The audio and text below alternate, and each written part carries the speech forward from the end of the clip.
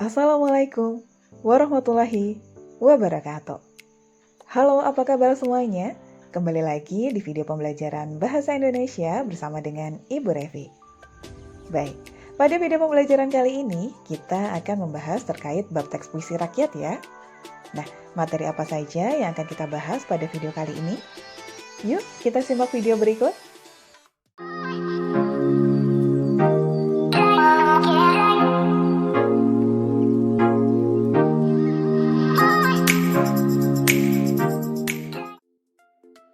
Baik, pada video kali ini kita akan membahas materi mulai dari pengertian puisi rakyat, kemudian ciri-ciri puisi rakyat, serta menyimpulkan isi puisi rakyat. Baik, yang pertama kita akan membahas terkait pengertian puisi rakyat. Nah, seperti yang kalian lihat, puisi rakyat sebenarnya merupakan kesusastraan lama yang merupakan warisan budaya bangsa. Nah, biasanya puisi rakyat ini bentuknya bermacam-macam ya. Bisa berupa ungkapan tradisional, cerita rakyat, kepercayaan rakyat seperti mantra, puisi, ataupun syair yang isinya memuat nilai moral, agama, dan budi pekerti. Namun, pada video kali ini, puisi rakyat yang akan kita bahas ada 3 ya, yaitu pantun, gurindam, dan syair. Nah, agar lebih jelas, coba kita bahas satu persatu ya. Baik, puisi rakyat yang pertama yang akan kita bahas adalah pantun. Mungkin kalian sudah tidak asing ya dengan yang namanya pantun ini. Iya, karena pantun ini merupakan jenis sastra yang hingga kini masih tetap populer di kalangan masyarakat. Nah, seperti yang kalian lihat juga, pantun merupakan puisi Melayu ya, yang isinya berupa ucapan yang teratur, serta berisi arahan yang mendidik dan merupakan bentuk kesantunan. Nah, selain untuk menyampaikan nilai-nilai luhur, pantun ini juga berfungsi sebagai sarana untuk menghibur dan mencairkan suasana. Nah, berikut juga sudah ada salah satu contoh pantun ya. Kalian bisa coba cermati. Puisi rakyat selanjutnya adalah gurindam. Mungkin sebagian besar dari kalian masih asing ya dengan yang namanya gurindam. Nah, gurindam ini termasuk salah satu puisi lama yang mengandung petua atau nasihat yang syarat nilai agama dan juga moral.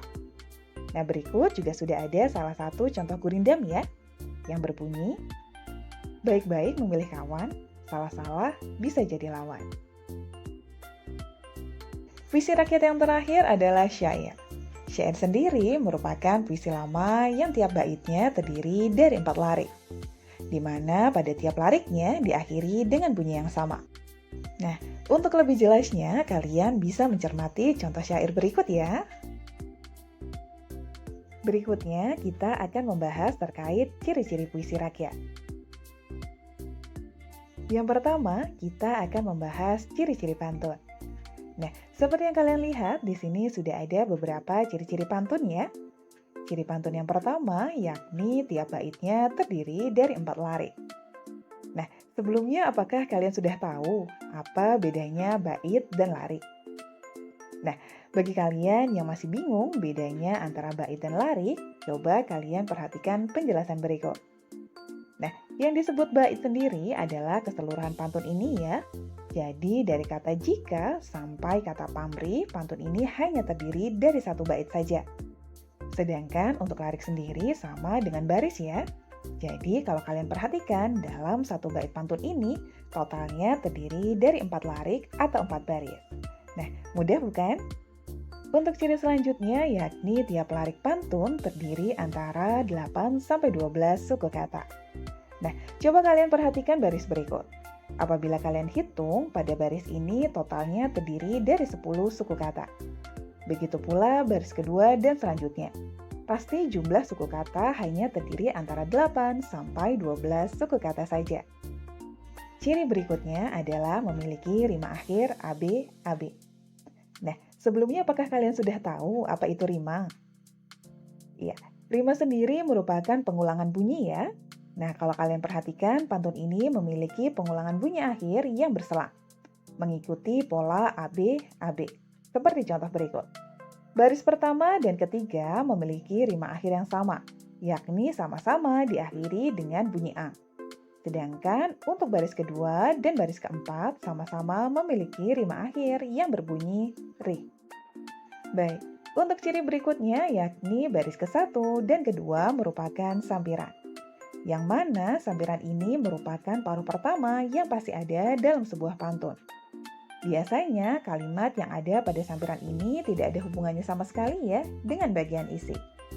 Sedangkan untuk ciri pantun yang terakhir adalah baris ketiga dan keempat merupakan bagian isi. Nah, pada bagian inilah yang nantinya berisi pesan yang hendak disampaikan. Bisa berisi nilai-nilai moral, agama, maupun budi pekerti. Baik, selanjutnya kita akan masuk pembahasan terkait ciri-ciri gurindam. Nah, berbeda dari ciri-ciri pantun sebelumnya, tiap bait dalam setiap gurindam hanya terdiri dari 2 larik saja, yang mana tiap lariknya terdiri antara 10 sampai 14 suku kata. Nah, untuk ciri selanjutnya adalah penggunaan rima akhir pada setiap lariknya membentuk pola AA, BB, CC, dan seterusnya. Seperti yang dapat kalian lihat pada contoh gurindam berikut. Sebelumnya coba kalian perhatikan dulu gurindam yang ada pada bait pertama. Pada baris ke-1 dan kedua, rima akhirnya sama-sama diakhiri dengan bunyi ma. Kemudian untuk baris ketiga dan keempat sama-sama memiliki rima akhir yang diakhiri dengan bunyi a. Jadi intinya larik pada setiap bait memiliki pengulangan bunyi yang sama. Namun antar bait bisa saja memiliki rima akhir yang berbeda. Baik, untuk selanjutnya apabila kalian perhatikan setiap bait gurindam ini hanya terdiri dari 2 larik saja ya. Yang mana larik pertama biasanya akan berisi suatu masalah, persoalan atau perjanjian tertentu. Sedangkan untuk baris yang kedua akan berisi jawaban dari masalah atau persoalan yang sudah diungkapkan pada baris pertama. Sehingga isi atau maksud dari sebuah gurindam bisa kita ketahui dengan membaca baris kedua. Yang terakhir kita akan membahas ciri-ciri syair. Nah, ciri syair yang pertama yakni tiap baitnya terdiri dari 4 larik. Selanjutnya, apabila kalian perhatikan juga, pada setiap lariknya hanya terdiri antara 8 sampai 14 suku kata. Selain itu, rima akhir yang digunakan pada setiap baris gurindamnya membentuk pola AA-AA. Coba kalian perhatikan bait pertama dan kedua. Untuk bait yang pertama, setiap barisnya memiliki pengulangan bunyi yang sama, yakni sama-sama diakhiri dengan bunyi U. Begitu pula dengan bait kedua yang mana setiap barisnya pun memiliki pengulangan bunyi yang sama. Sehingga setiap barisnya seolah-olah membentuk rima dengan pola AA-AA. Nah, kalau kalian cermati juga, meskipun jumlah baris pada setiap baitnya hampir sama dengan pantun, namun ternyata semua baris pada syair ini berupa isi ya, sehingga tidak ada sampiran seperti yang ada pada pantun.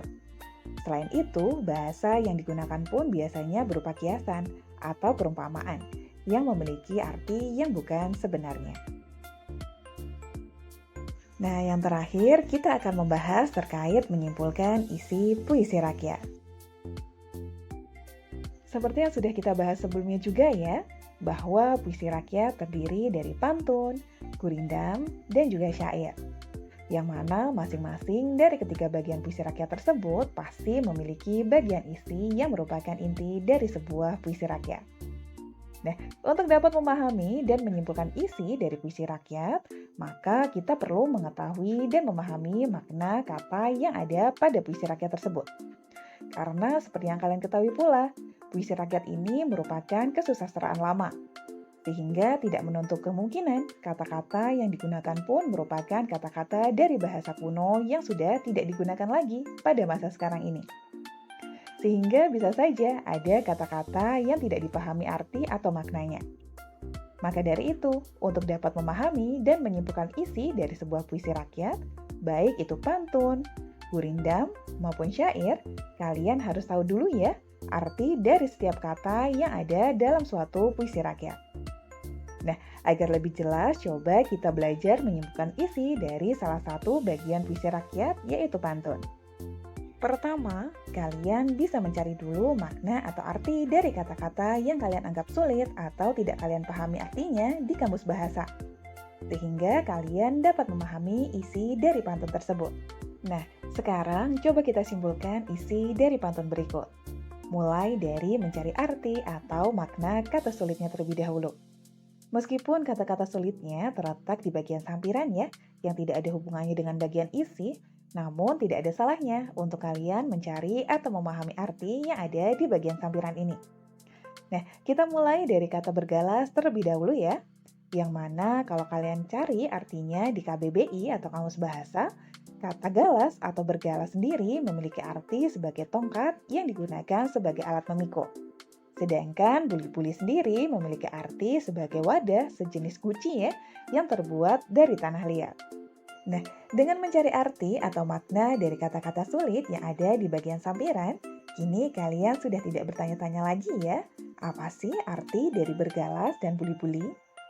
Nah, selanjutnya kita akan menyimpulkan isi dari bagian isi pantun yang berbunyi, baik berbalas, baik tidak, asal budi sama dikena.